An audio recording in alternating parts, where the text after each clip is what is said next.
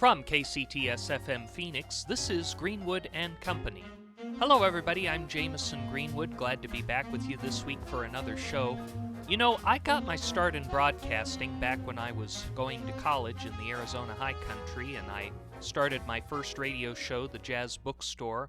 I also used to hang around a lot in this place called Brew-Beck's Coffee Shop, and when I saw a drummer out on the street the other day while I was walking around in downtown Phoenix, it reminded me of a strange event where there was a drummer who couldn't quite keep track of her drumsticks, and there was also this really creepy flirt that was trying to get together with me. It was really kind of scary, but we'll talk more about that once we get on with the show.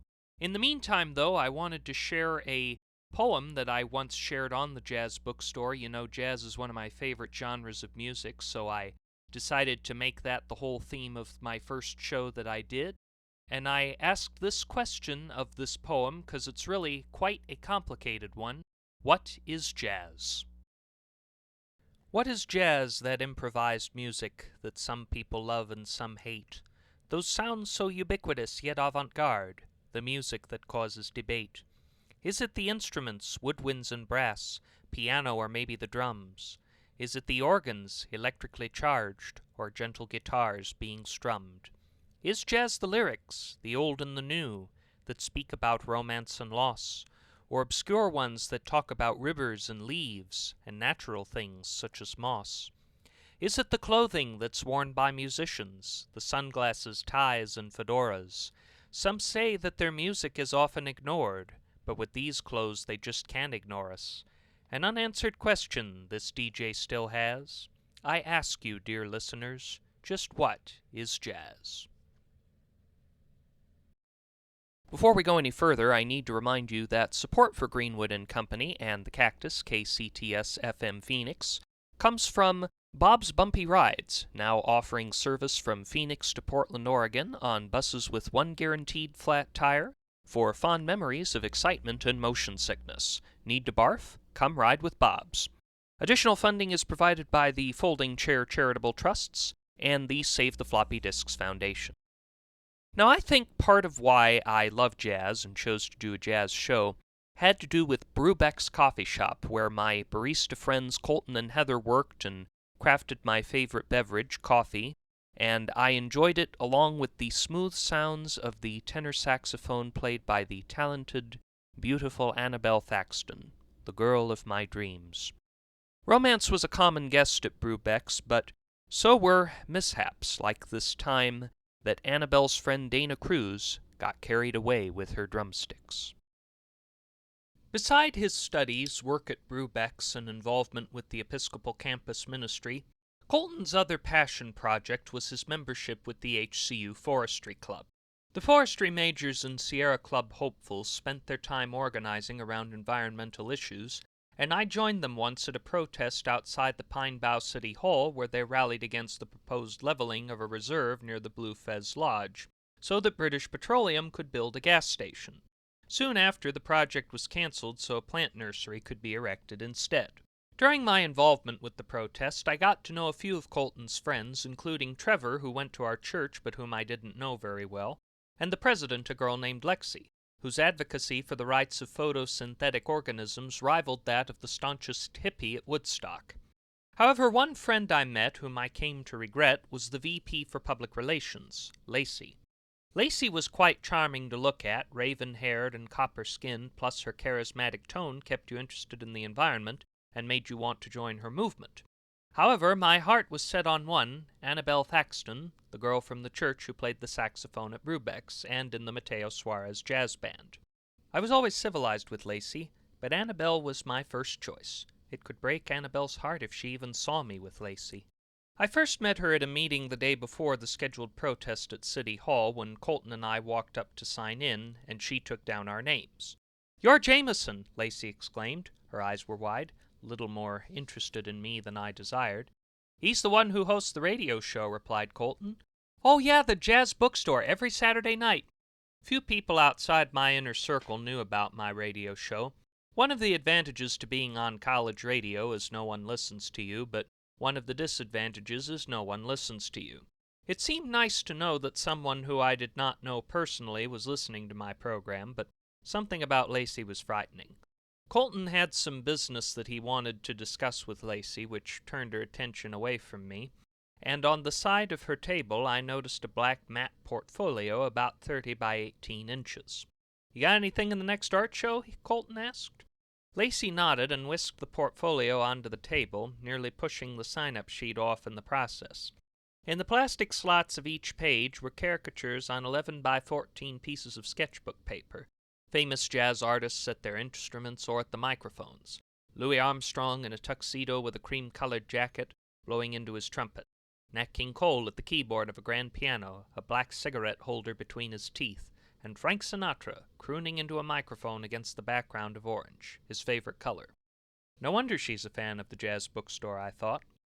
When she showed us prints of these drawings that she was selling, I caved in and bought one of Nat King Cole. He'd been one of my favorites ever since I was a kid listening to my Grammy's records, but as I accepted the picture and she accepted my $20 bill, I got a revealing look at Lacey's smile.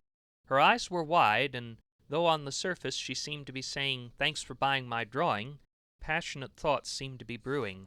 "I'll kiss you tomorrow," at best, and "I'll rip your guts out and eat them tomorrow," at worst. During the protest, she became too involved to try flirting with me, and after the protest we went to Michael's, where I bought a cherry wood frame with a navy blue mat so as to hang Lacey's print of Nat King Cole. Looked very nice in its position above my desk between a photograph of Grammy, my sister Macy, and I, and another of St. Edward's Episcopal Church, but thoughts of the artist still triggered anxiety.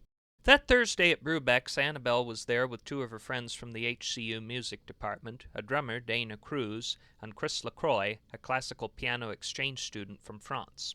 They were playing some old favorites like Mambo No. 8/5 and other Latin standards, but at the counter, Colton and Raymond had just come up with a new pumpkin latte. Since I normally like regular hot coffee, I wasn't impressed with it, but I was too afraid to tell them. After taking my first sip, I nodded a fib of politeness, then sat at a table where I could watch Annabelle, Chris, and Dana perform. Chris's fingers dancing across the keys of the walnut-stained piano, Dana Cruz tapping her sticks with an effortless sense of strategy, and Annabelle blowing the whole of her soul into her saxophone, as her beautiful sage-green eyes gleamed to the audible artistry flowing from the saxophone scepter with which she ruled her musical empire. Behind Annabelle, just above where Dana sat drumming, I noticed a new drawing of Frank Sinatra mounted to the wall, an artist's light shining over it. I couldn't place it, but its bright orange background looked familiar. "Hi, Jimmy!" a feminine voice screamed. Standing next to me was none other than an all-too-familiar face, Lacey, the creepy flirt from the forestry club. She'd done that painting. She looked at me with a wide, eager smile and burning eyes. The artist's identity returned, now that she was staring right at me. Well, I know the suspense is probably killing you, and the suspense is killing me too, but before we go any further, we have to take a short break. But when we come back, we will tell you what happened with Lacey and a whole lot more. You're listening to Greenwood & Company on KCTS.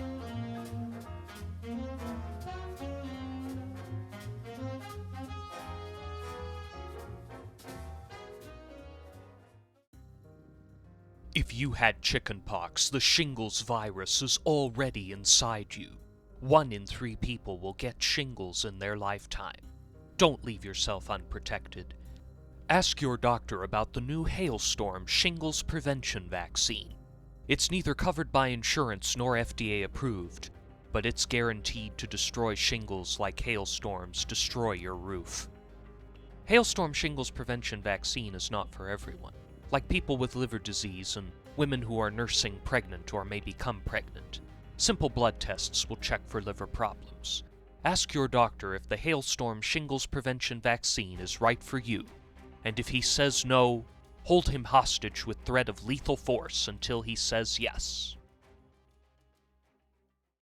And welcome back. You are listening to Greenwood & Company on the Cactus, KCTS. Now, before the break, I was telling you about Lacey and how I had noticed her, so let's just get back to what happened after I found her unexpectedly staring right at me. With hesitation, I greeted Lacey, who took the other chair at the table where I sat. Raymond brought her one of those pumpkin lattes. "So you like pumpkin lattes, too?" my admirer assumed. Being too lost in pure shock to start conversation, I said, "Isn't that your drawing up on the wall?" It seemed my qualm, "I don't particularly care for pumpkin lattes," would have fallen on deaf ears. "Colton brings us here after forestry club meetings," Lacey said. "He told me all about the jazz folks that come to play here, and I showed him my art, and his manager bought it." A twitch of her eyes indicated she wanted me to say something, but I could only remain silent. "I'm sorry, Lacey," I finally said. "I'm just so focused on Annabelle." I felt some relief, but then feared revealing my crush. "And Chris, and Dana." That raised Lacey's eyebrows. She knew I must be fond of Annabelle and didn't like it. Straight up revealing my feelings for Annabelle was a horrible idea, considering that Annabelle did not even know. Realizing that I had little interest in her, Lacey backed off a bit, but she still made one desperate attempt to change my mind. "I don't like Annabelle." "Why?" I asked. "She's such a wonderful sax player." "Yeah, but she's such a bimbo." Nothing could be further from the truth. I remained silent, not wanting to cause a scene, but wanted to say, "How dare you?" Though the pumpkin latte may have increased my wrath, one other person who really enjoyed the new drink was Dana Cruz. She was on her second, and apparently ordered a third. I watched Annabelle as she improvised on A Nightingale Sang in Berkeley Square, picturing the two of us walking through London on a clear evening, hoping we might share a tight, passionate kiss on Berkeley Square. The romantic image was spoiled, however, as I gulped down another sip of that atrocious pumpkin latte. It may have been perfect to Dana Cruz, but by this point mine was just this side of being too cold. The pumpkin just did not seem right when mixed with the liquid gold of Arabica beans, and I was desperate to scrape the foam off the top with my spoon. Annabelle paused her saxophone and watched while Dana did some work on the drums and Chris LaCroix did some piano improvisation. Dana was doing some of these amazing percussion tricks, but she got so caught up that one of her sticks flipped out of her hand. It rose through the air, got caught in a ceiling fan blade, bounced onto my table, and knocked over my latte. Dana apologized, but I was okay with it because I didn't want to drink it anyway. Colton got me a new regular coffee, and Annabelle, Dana, and Chris picked up where they'd left off. Dana began to do some acrobatics again with the drums, but lost grip of her stick. It again hit the fan blade, ricocheted, and tore a hole in Lacey's drawing of Frank Sinatra hanging on the wall. While I suspected Lacey was broken when she learned about Annabelle, our previous exchange only cracked her. My feelings for Annabelle weren't enough to shatter Lacey. The torn drawing was enough to make her explode. "Stop this concert," Lacey demanded. "You stupid drummer, you—" Annabelle, Chris, and Dana silenced their instruments. "The likes of you musicians, I would think you'd have more consideration for your fellow artists. Colton!" Colton walked over to Lacey, who screamed, "You can suck this putrid pumpkin latte." She splashed what remained of the foaming fall beverage onto Colton's orange apron, with a small drop flying into his eye. "I just had that cornea replaced," Colton whisked his hand. After that, Lacey stepped up to the wall, retrieved her damaged painting, and told me goodbye for the last time. Once Lacey stormed out, I reassured Annabelle, Chris, and Dana that they were still doing excellent, and suggested to Colton we should turn off the ceiling fans. Annabelle, Chris, and Dana decided to continue on Nightingale Sang in Berkeley Square, and Dana started doing her drumming improv once more. But her drumstick flipped out of her hand, hit a stage light, and sparks flew. This blew a circuit, and all the lights went out throughout Brew-Beck's. It took us a long time to get an electrician to fix this, so Annabelle, Chris, and Dana performed in the dark. As a result of this, Dana agreed to duct tape the sticks to her hands so she would not whack us again. At the end of the night, all Dana could say was, "I knew I shouldn't have drunk those pumpkin lattes." You're listening to Greenwood & Company on KCTS.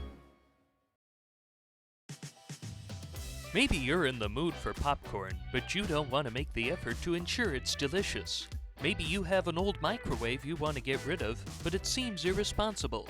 That's where Prince & Popper microwave popcorn comes in.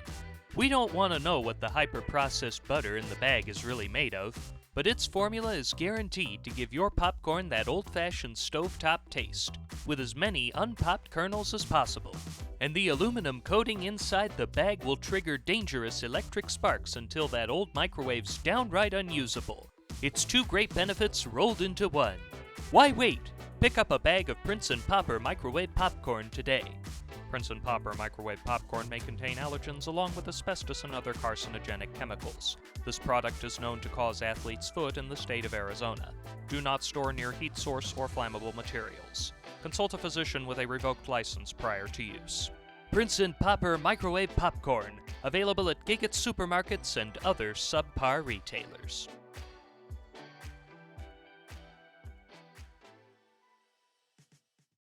Additional funding for KCTS The Cactus comes from the Society for Cats with Mathematics Test Anxiety, now having their annual T.S. Eliot Andrew Lloyd Webber honorary convention at Old Possum's Practical Hotel just off Broadway in New York City.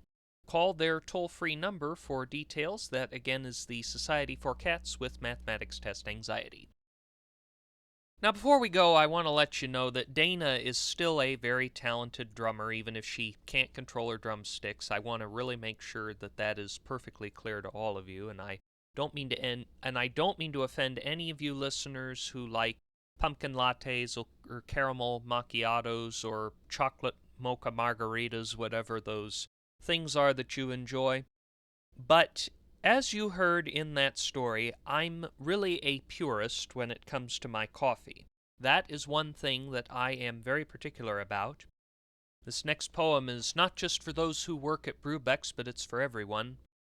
The proper way to serve coffee. Brew a fresh pot when I place my order. If you can't do that, at least don't let the pot get cold. Don't try to serve me lukewarm coffee and tell me, I heated the cup. This will burn my hand and not my tongue, as it is supposed to. Don't foam the cream if I didn't ask you to. I'll scrape it off into the garbage like scum off the top of a stock pot if that's what it takes to convince you. Give me the cream capsules so I can ensure they aren't spoiled before I put them in.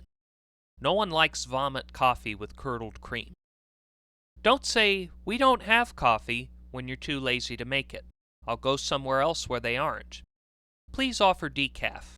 People with certain health conditions deserve to enjoy their coffee too. And please, don't even think about trying to serve me a peppermint mocha. Coffee was meant to be served in a ceramic cup with a piece of peppermint bark on a matching plate, while loafing in your pajamas on Christmas morning. These two were not designed to be lumped together in a hurry as you rush to get to the office holiday party, ever close to spilling it on the reindeer tie you just bought at Dillard's. When I say I want hot coffee with cream, bring me a plain and simple hot cup of coffee, 2 to 3 cream capsules, and something on the side to stir it with. Is that really too much to ask?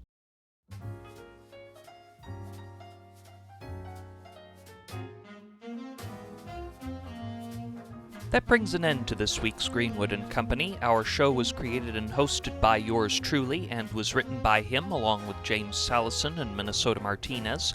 The engineer is Ivan Crosby. Jonas Andrews answers the phones even though we don't take calls on this program.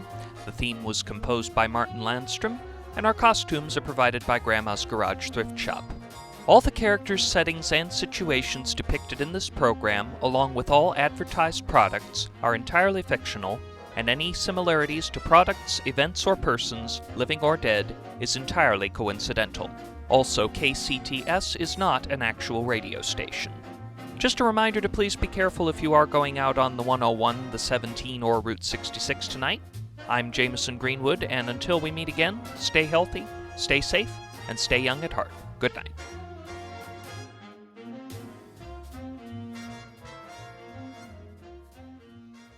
This is KCTS FM Phoenix. Stay tuned for Lacking in Substance.